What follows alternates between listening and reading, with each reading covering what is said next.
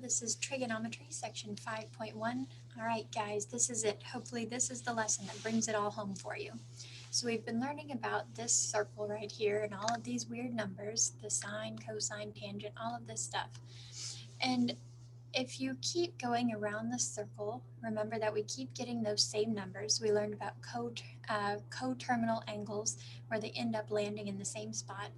So what happens is if we wanted to graph these numbers kind of over time, so it's not necessarily over time, but it's over the angle. So starting from angle 0, increasing to 90, increasing to 180, increasing to 270, increasing to 360, and even continuing on after that, where we keep repeating those numbers, then you get what is probably going to be a familiar shape.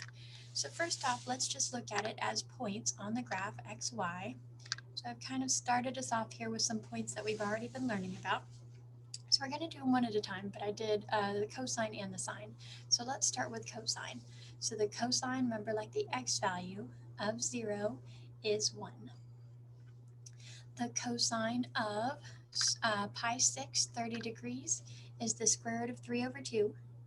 Now remember that this as a decimal, okay, very roughly, was 0.8-ish. Okay, it was like 876, I forget exactly, but we're just going to round it to a really rough 0.8 just to get an idea. The cosine of pi 4, it's 45 degrees, was square root of 2 over 2. But remember again that really roughly, if you found that in the calculator as a decimal value, was 0.7-ish, 0.7 something or other. Okay, the cosine of pi thirds was 1/2, which of course as a decimal is exactly 0.5. And then finally the cosine of pi halves is up there at 0. So remember that these were the x values. So again, this is really rough. This would be what you would find in the calculator if you typed in the square root of 3 divided by 2 and hit enter. So this is not the decimal approximation of pi divided by 6. This is the decimal approximation of the square root of 3 over 2. So the cosine of pi 6 should give you 0.8-ish. All right. So continuing on, we're going to get those same numbers, but of course over here in the second quadrant they are negative. So I get that negative 1/2. Let's just switch them over to the decimals. And the reason I'm doing that is because we're going to be putting them on the graph, and we think in decimals much easier than, I don't know off the top of my head, where the square root of 3 is on the graph. So 3 pi fourths right here has a cosine of negative square root of 2 over 2. So again, very roughly, it's 7-ish. Okay, I'm going to put a squiggle there because it's not just 0.7. 5/6 is the square root of 3 over 2, which remember was 0.8-ish. Okay, squiggle. And then the cosine of pi was back there at -1. Continuing on right here, cosine of 5 pi fourths. So I kind of skipped ahead just so we can get an idea. So I skipped right here. Well, that was the square root of 2 over 2. It is still negative in the third quadrant. So we're going to say negative 0.7-ish. 3 pi halves, again I've skipped around a little bit, has a cosine of 0. 7 pi fourths is back in the fourth quadrant with positives, so that would be a positive 0.7-ish. And then finally, full circle back here, we again have a cosine of 1. Okay? So all of the numbers we've already learned just in sequence, okay? So starting at 0, let's plot these points. So if my x-axis represented the angles and my y-axis represented the cosine values, let's put this as our 1 and this as our -1. Sorry about ran off the graph there. So back, this little guy is -1. So that means this would be 1/4, 1/2, 3/4, and 1/2. So right there at 0, it would be right up here at the top at exactly 1. Pi 6, okay, let's look at what we've had this divided into. So this is 1 full pi. Notice that the notches count up as 1, 2, 3, 4, 5, 6. So this would be pi 6. This is going to be at 0.8, which is a slightly more than 3/4. Okay. Now, pi fourths is not specifically labeled, but that would be halfway between 0 and 1/2. So it's going to be kind of in between these two notches right here.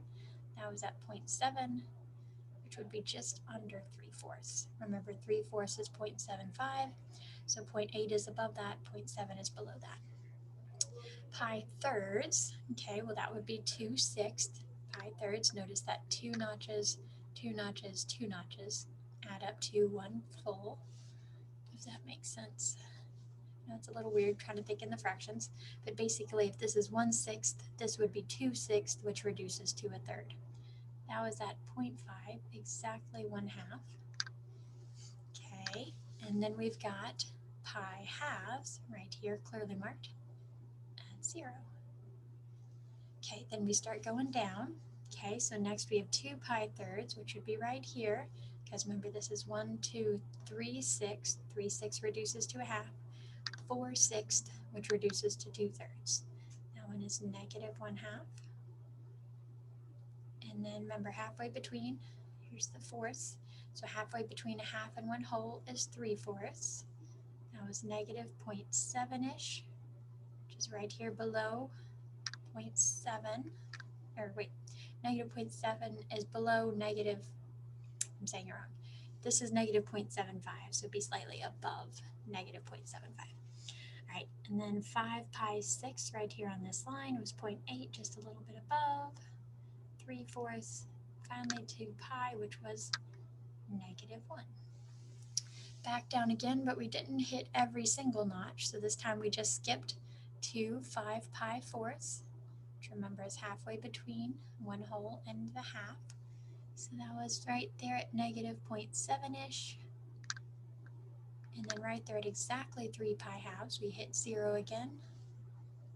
Halfway between 3 halves and 2, we were at 0.7-ish again, until we get all the way back up to 1 when we went full circle. Okay, so you can see in these dots here, it's not a straight line. Okay, it almost looks like it could be straight, but see here, this was halfway in 2 steps and then the other half in 1 step. So what happens is it almost kind of looks like a half of a little parabola coming down, and then right here we have almost kind of half of a little parabola coming back up, and then half of a parabola going down again.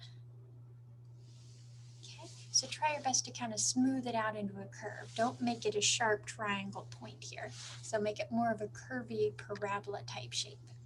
Now what happens is after we go past 2 pi, so if I went, this would be, let's see, 4, 5 pi halves, then I would get that same cosine value again.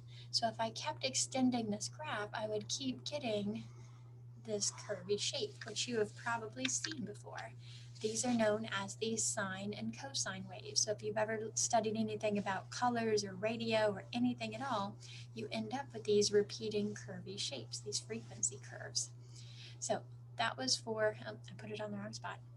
That was for cosine. So I did cosine first, so I'm going to swap these two.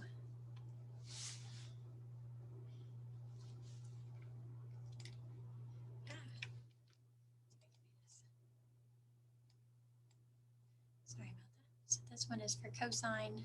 You can just kind of scribble that out. Write cosine up there, and then we'll do sine down here. Okay, sorry about that. I had cosine listed first, so I grabbed it on the top one. All right, now let's do the sine numbers. So same story, but now we're going to follow the sine, which remembers like the y value, so it'd be this second coordinate here. So the sine of 0 is 0. The sine of pi 6 is 1/2, which remember is the decimal of exactly 0.5, not rounded. And then we have the sine of pi 4ths is that same square root of 2 over 2, which remember just really roughly is the decimal 0.7-ish, okay? And then the square root of 3 over 2. So the sine of pi thirds right here is square root of 3 over 2, which again is really roughly 0.8-ish. And then the sine of pi halves is up here at the highest point, 1. Then we go back down those same numbers, so then we get that 0.8-ish. It is still positive here in the second quadrant, sorry. Then we get the 0.7-ish, down to the 0.5-ish, no, 0.5 exactly, and finally down to 0. Sine of pi is 0. So then when we enter the third quadrant, now we start going negative. So again, notice that we've skipped. I didn't do 7 pi sixths. I jumped straight to pi fourths. So that would be negative 0.7-ish, okay? At 3 pi halves, the sign is negative 1. That was the lowest y value we got to, was a negative 1. And then jumping back up, skipping a step, this one is still in the lower quadrant, so it's still a negative 0.7-ish. Finally back to 0 where we get 0. So 0 and 2 pi both have the same sign value of 0 because we're going up and down. So you'll notice it has a very similar pattern going on, but of course this one I started at 0, 0. So the sign of 0 is 0. If I use my x values as the angle, then my y values right here of the sign would start at 0. The next one at pi sixth was 1/2. Okay, remember those fourths are halfway between 0 and a half. That was at 0.7-ish, just below 3/4. 2 pi sixths, which is pi thirds, was 0.8-ish, just above the 3/4, to a sign of pi halves equal to 1. Okay, come back down again. There's the 0.8-ish. At the fourth, it was 0.7-ish. 0.5, back down to 0. Okay, and then skipping a little bit, we just did the fourths. That was there at the 0.7-ish. 3 pi halves was negative 1. Pi fourths, we were at 7-ish again, all the way back to 0. So again, be careful, don't make it these sharp triangles. Okay, don't do that. Make it as close as you can to kind of a parabola-looking curve. That was terrible. Let's see if I can do better. Kind of comes up a little more steeply, but then like levels off. You can see it's not super easy. If I can do this one better. Ah, that was terrible. I bet I can do better.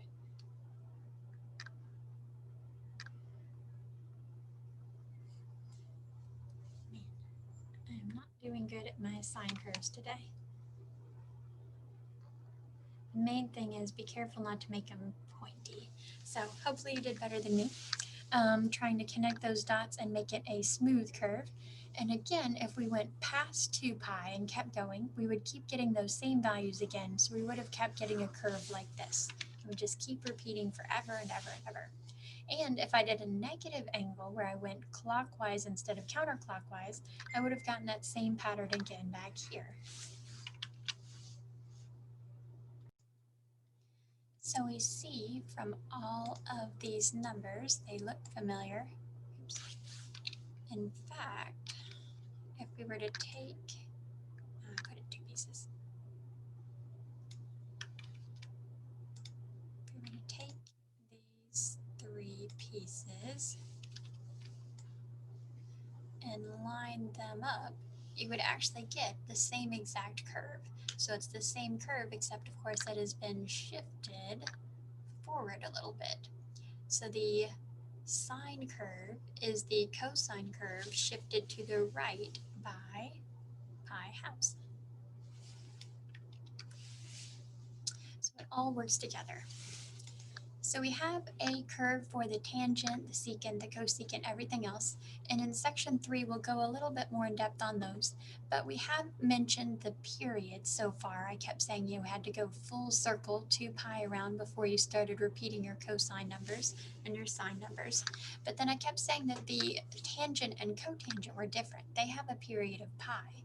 So what happens is if you plot out all of those points like we were just doing for tangent, you end up being repeated after only pi instead of having to make a full circle of 2 pi. So it all kind of comes together. So hopefully this section really clears things up. Now, just like in college algebra where we learned about transformations, all of those same rules of transformation apply to the sine, cosine, tangent, secant, everything else.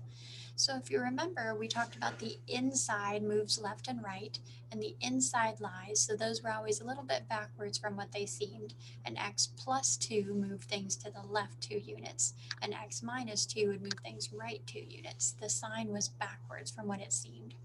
And then if there was a plus or minus of a number in the back, that shifted things up and down. So when we were doing transformations with parabolas, it would take that parabola and shift him up and down. We also saw stretch and shrink, but when we did college algebra transformations, we only looked at one stretch and shrink. We only did vertical. I did briefly mention that there is another horizontal stretch and shrink, but that we wouldn't really go into detail on it. So on this one, we are going to specify, because you'll see that it actually makes a pretty big difference on if you stretch and shrink it horizontally versus if you stretch and shrink it vertically. The negative in college algebra would flip the parabola over. Same idea, negative will flip the sine, cosine, tangent, whatever over.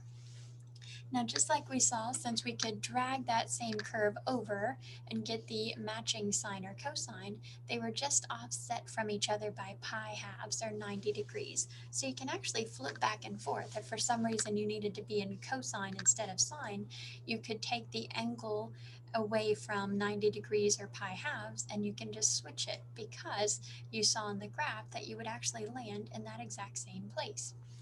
So overall, these four, see these A, B, C, D, these four things can shift things around. The A will be the vertical stretch, which would affect the height of the curve, which is what is named the amplitude. So A affects the height of the curve, known as amplitude. B is the horizontal stretch. Now, just like we talked about the inside plus minus shifts left and right, the inside multiply is the squish stretch left and right. So it will be the horizontal stretch and shrink. So it affects the frequency, how quick the curve goes up and down. And I'll show you in an example too, of course. The C is the phase shift. So that's basically like what I just did here, where I kind of scooted him left and right. So technically, by scooting him to the left by pi halves, that was a phase shift. The phase shift is found right here with that plus or minus on the inside. And then last, the vertical shift, just like it sounds like, moves him up and down. Now that one is always just like he seems, but the phase shift is backwards. The sign is backwards from what you expect. So we're going to look at some examples, but I also want to show you a cool graph thing that I have found. I have added these cool graphing things here into your XYZ in the chapter 4 and 5 notes. Now this might change slightly, I'm updating these videos, but these links will remain. So GeoGebra is a really neat program that you should definitely get a feel for, because it does some really cool things. There are a lot of pre-made GeoGebras, like this one right here, which is going to show us the graph of sine as we take a theta going from 0 to 2 pi. So there's basically the graph that we just made, but it shows you how we're actually graphing the y value as the angle goes from 0 all the way to 2 pi. So notice that the height of this purple curve exactly matches the height of the black circle there. So it dips down into the negatives. This height exactly matches that y value. So it gives us some options here.